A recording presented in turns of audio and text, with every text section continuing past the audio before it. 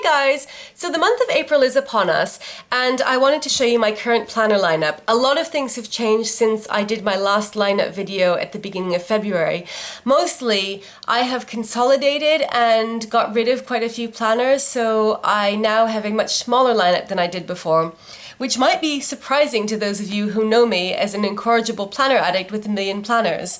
I think that basically what happened is I've had a very intense period at work and I just couldn't cope with all the different planners and was finding it overwhelming, and so there was a kind of natural streamlining process that went on and I ended up with fewer planners to work with.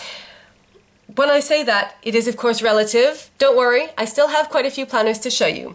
So the first one is my Hobonichi Cousin, which is my work planner, and I won't go into much detail here because I just did an updated setup video on this, which I'll link down below. But basically I use this for everything work related. This is my current weekly spread, so you can see it's been getting a lot of use. This was the first week I used it, and I use it with a mechanical pencil.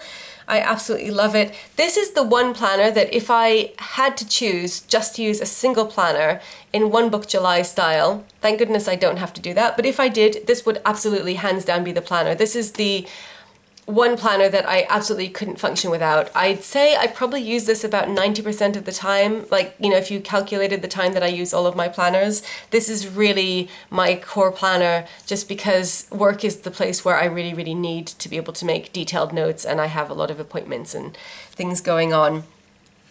So recently, when I've had this very intensive period at work, this has been the planner that I've been using most of the time, and pretty much the only planner that I've been using, you know, kind of multiple times a day. So that is my Hobonichi Cousin work planner. Then we have my Hobonichi Weeks, which is my personal planner and also wallet. So this is my on-the-go planner that I use for everything that's not work related, and I carry around all the time with me.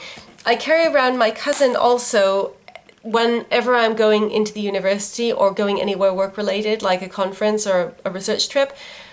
But this is the one because it has my wallet, you know, whenever I go out, even if I just go out to the shops or go walking with the boys, Tails and Mochi, my dogs, I take this with me.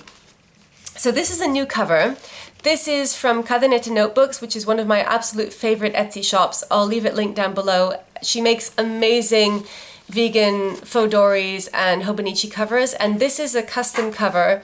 So it's a purple Hobonichi Weeks faux dory with 4 elastics, which is absolutely awesome, and it has a snap closure, which is something new that she's just introduced recently. That's what it looks like on the back. It's really beautifully made. And on the inside, this is what's custom about it. Ta-da! It has teal pockets. So I really love the contrast of the teal and the purple. They're like my two favorite colors, and having them both together is just my absolute dream. So it has 6 card pockets here. So I keep all of my cards in here, and also some sticky notes for shopping lists. And then it's got a pocket here. And on the other side, look! A teal secretarial pocket. It has purple stitching, so I absolutely love the contrast, and then it has a purple pen loop. I have my Pilot Decimo extra fine in here, and then it's got some space here where I keep, if I ever get an A4 sheet of paper. Someone was recently asking me on Instagram what I do with my weeks if I get A4 sheets of paper. I fold them in half and then fold that into 3, and then they fit in here. So I've got each elastic fill. So this is my weeks. This is a Hobonichi Weeks booklet that I use for information that I want to be able to transfer over from year to year without recopying it. So it's like logins and passwords and that kind of stuff. This is another Hobonichi Weeks memo book, which I use for extensive to-do lists. If I have a really busy day when I'm out and I want to make a very long daily to-do list, I'll put it on here, and also I use it sometimes for shopping lists. So I don't use it a huge amount, but it's quite nice having it there because the Weeks doesn't have, you know, giant empty pages. Well, it has the notes pages, but I use those for other things. And then I've got my wallet insert here. This is from Lyra & Co. on Etsy, and this is a Weeks wallet insert. So I've got my CAMS PlannerCon invitation in here, and I'm really excited about that. Those of you who are going to that at the end of April, I look forward to meeting you there. And then I keep cash in here and coins in here. So in the Weeks itself, nothing much has really changed. This is my dashboard. I use the vertical monthly spread for tracking my bank balance, and then I use the monthly spread for a combination of tracking online orders down here. So I write down when I ordered it, when it was shipped, and then when it arrived, just, you know, to keep track. And then I also put my planner related purchases in here, just so that I can keep track of how many planner things I've been ordering over the month, and, you know, kind of try to make sure that it remains reasonable. And then I also track things like when I've taken medicine, or when we've taken the bins out, that kind of thing on here. So it's quite sparse, but I sort of like it like that because it's easy to see everything. Then sometimes I use this space right here on the side for Instagram photo ideas. So you see I did that in February. I had a couple of ideas. Usually for Instagram photos, I just take them as soon as I think of them, but sometimes I think of something and, you know, it's like, you know, it's night or I can't take the photo. And so then if I'm not planning to take it the next day, I'll write it down here. We've actually gone into April, but the April spread is pretty blank for the moment. Then in the weekly spread, I use this just as I've been using it before, so nothing has changed here. I put events on the left and then to-dos on the right, and I'll draw a little box, like a little check box on the left and the right of each day, but I don't actually delineate the days, so that's enough for me to see where the day begins, if you can see the little check boxes there. So I use this as daily to-do list, and this week has been pretty empty again because, as I mentioned in my previous video, I was working on a conference and a student performance all week, and I was just there like from morning until night, and so there was really not any time to do anything else that wasn't work related. But I still got a few things like written in here, and I've been using the bottom space here for shopping lists. So I was really upset when I found out that Hobonichi had decided to spread the quotes over both sides of this little space at the bottom, but actually there's still enough blank space here that I pretty much every week I managed to be able to use this for a shopping list. And then in the notes pages, I've got my index here, and I use this in the same way that I was using it before. So I have a whole bunch of different categories like YouTube videos, films and TV that I want to watch, coupon codes, my planner lineup lists, lots of different notes, mostly planner related, but this is basically just anything that's not work related. I put the notes in here, and there's a lot of space, so I'm not worried about running out of room.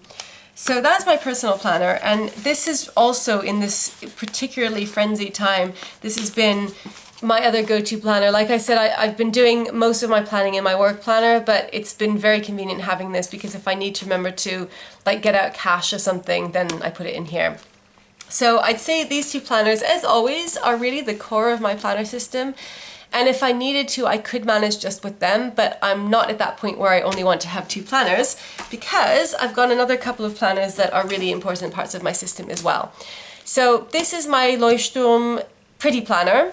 This is an A5 weekly horizontal planner, and I have a Pilot Metropolitan purple fine fountain pen, which I really love. So I got this planner because I wanted somewhere where I could just really like kind of unleash my love of the Mambi Value Pack stickers, and that's what this planner is for. So I didn't have an obvious reason why I needed this planner, except that I wanted to be able to use the stickers, and it has evolved into one of my favorite planners. So as you can see, when I was first using it, I was just putting down the stickers randomly. There was no kind of sense of color coding, and then I started trying to experiment with color coordinated weeks. And that's what I've been doing ever since, and I really enjoy that because it makes it a little bit more of a challenge, and it's kind of fun trying to find stickers that are the right color to match the theme that I've set. So this is my weekly overview planner. Like I said, I don't really need this because I have everything that I need in my work planner and my personal planner, but I just use this to give an overview of everything. So I put in my work schedule. So like here it says conference because I was at the conference all day. And I put in some work to-dos, not anything in great detail because obviously I've got my work planner for the, you know, kind of real, proper, serious work. But this is just to give an overview of when I'm out, when I'm at home, what James is doing, if the boys go to the dog sitters, that kind of thing. And sometimes I put in meal planning. I also put in things like, it's sort of like more fun to do. So I think I've mentioned before, James and I like to have singing sessions where he plays the guitar and we both sing. And so I put that in here to remind myself, because usually everything is so serious and I've got all of these work to-dos, and then I have, you know, like the personal to-dos, which are also not fun. So I kind of tried to make this more of a fun planner to remind myself to do nice things as well. And then, you know, if they don't happen, it's not a disaster, but I'm kind of, you know, trying to remind myself. And then I have things like payday. This week is actually an exception because this was a kit that I bought from Etsy just because I was curious to try an Etsy kit, but most of the other weeks are 100% Mambi stickers. And I decorate this in advance, and this is one of the highlights of my week. So I usually do this on a Friday evening when I have time off, and I just like pick a color scheme and then I like decorate the week and you know, like set it up. So these are the next few weeks. Normally there isn't really any deeper meaning behind the color scheme. With this green one, I started off because I put down some green stickers because Mambi has these St. Patrick's Day green stickers, so I put those down and then I decided to make the whole thing green. This week I am going to Greenland with a colleague on a research trip, and I'm really excited about that, and so I decided to make the whole spread red and white in honor of the Greenlandic flag. So I'm really excited about that. This one is just gold. And so I really, really enjoy this. I think it's like kind of very therapeutic, and it's, like I said, it's one of my favorite parts of the week is decorating this, and then I love looking through it and I love using it over the course of the week. So I'll just write in all of the to-dos and the appointments as the week goes by, and I really enjoy it. And then I get to use things like this is a laundry sticker. You can see that's from Mambi. So this is just a place where I get to like kind of plan my week in a fun way, and because of that, even though it's technically not really essential, I just enjoy it a lot. So I consider this a very, very basic part of my planner lineup. Then I've got my A6 Hobonichi, which I use as a daily planner. This is the Thank You All Sebastian Masuda cover from Hobonichi, which I really love because it's so bright and happy. And I've been using this the same way since the beginning of the year, so it's just a chronological to-do list. So I often feel quite overwhelmed when I wake up in the morning, and particularly when I'm at home, because I think if you work from home, it can be very difficult to draw the line between work and the rest of your life. So it's like you get up, you start working, and then you're like, I really should do the dishes, and also I should do the laundry, and then like maybe I should sweep the floor. And so it can be very easy to get overwhelmed feeling like you're doing all of these different things and you kind of, you know, get distracted. So what I like to do is when I get up in the morning, and sometimes the night before, I'll just like make a list of all of the things that I have to do as far as I can think of them at that point, and that kind of helps me to feel a bit more in control. And then I'll just keep doing that throughout the day. So it can be really trivial, mundane things like get dressed, make a cup of tea, but it just sort of makes me feel like someone is telling me what to do, and it's very reassuring. So it's like I just follow what it says in the planner, and then like, you know, I know everything will be okay. So I've been really enjoying this. I've had a daily planner now probably for about 9 or 10 months, and it made a huge difference in my life when I first started having it. It just made me feel kind of much more in control, and I really, really liked it. But recently, as you can see here, I've kind of fallen off a bit, and I think that this has been to do with just having a really busy work schedule and being out a lot. So you can see all of these days, like I just wrote in what I was doing so I could kind of explain the absence. Play rehearsals, I was out all day, more play rehearsals, conference. And this was yesterday, so I was back at home and I did write some things down here, but I haven't had any like giant lists as I did more towards the beginning of the year.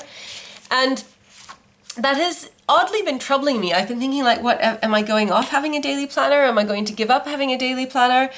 And I'm really not sure. I think that it's probably just to do with the fact that I've been out so much at work, because like I mentioned, often, especially outside of the teaching term, I work from home a lot. So I am still working a lot, but because I'm at home, it's different. If I don't take this out with me. So if I'm out at the university all day, then, you know, I don't have it with me.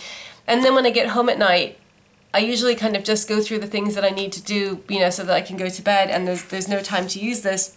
And in fact, I don't need it. So I don't think there's anything wrong with using it less, because the point of having a planner is that it helps you, not that you feel like committed that you have to use it a certain amount. So I'm not really sure what's going to happen with this. I'm assuming that as I get to be at home more, I'll end up using this more again, but I'll see.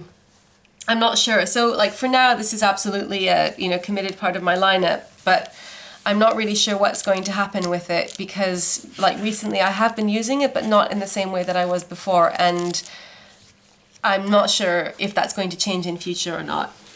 So that is my daily planner. And then we come to my expenses planner. So this is interesting because the expenses planner is the sort of planner that you'd think is like a little bit unnecessary, and if someone is streamlining their planner system that maybe they would get rid of that. But I have been really enjoying this. This is a Doki Book Disc Agenda Serene personal size cover, which is the perfect size to fit the mini happy planners.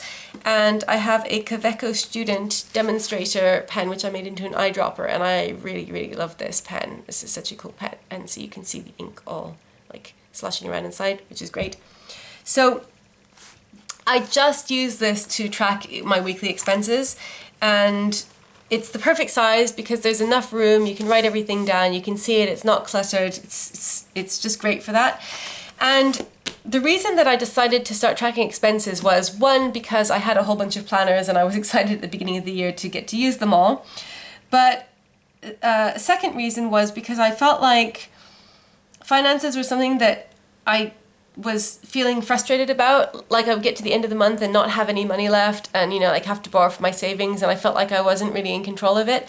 So I feel like planning, if you're feeling like that, planning can be an amazing tool for putting you in control of something. And so I decided to start using it for that and see if it helped. Just writing down expenses, because I feel like writing things down, like, you know, really can have a big impact. And miraculously it has. So I've been using this for 3 months now, January, February, March. And every month I've ended up with more money in my account at the end of the month than I had the previous month. And nothing else has changed. So I feel like this has been hugely influential.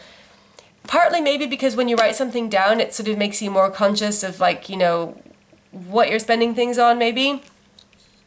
So I'm not really sure how exactly it's working, but I know that it is working. So I want to keep using it because I feel like if I become complacent, I'm like, well, I don't need this anymore, then I'll just go back to where I was before. So I think that this is really important, and I think that having it in its own planner is quite a key aspect of it, because last year I had a finance planner and I think that it was working in the same way. But then for One Book July, I decided to consolidate it and put it in my personal planner, and then I just stopped doing it because even though there was technically enough room for it, I was writing it in here. I just didn't enjoy it as much because I think, I've talked about this before, I think part of the joy of planning is having a beautiful planner that makes you excited to open it and use it. And I love my personal planner, but putting so much different information in it, it felt too crowded and I just didn't really like it, and so I just couldn't be bothered and I stopped using it, and then things just kind of went downhill again. So I keep telling myself, like, don't give up the finance planner. This week I was kind of tempted to because, like I said, I was out all day, I didn't have time to do anything else, and so I kind of fell off the wagon. But yesterday and today I've made myself write in it again because I really don't want that to kind of be an excuse for giving it up. So the finance planner is definitely staying in my lineup. And then finally, only one more planner to go. See, this is what I mean. It's really quite minimalist for me. This is the Disc Agenda Manta cover in A5, and inside is my home planner, which you've already seen probably. So the home planner is a planner that James and I have had a home planner for about 2 years. And we put all of the information that is relevant to both of us. So my appointments that he needs to know about, his appointments that I need to know about, when he is in the market, when I'm at university, if the boys have a vet appointment. And we've recently started putting in joint to-dos as well. So for a while we had a separate planner that we were using for home to-do, and then we just felt like it was too overwhelming and it would be easier to check if there's only one planner to check.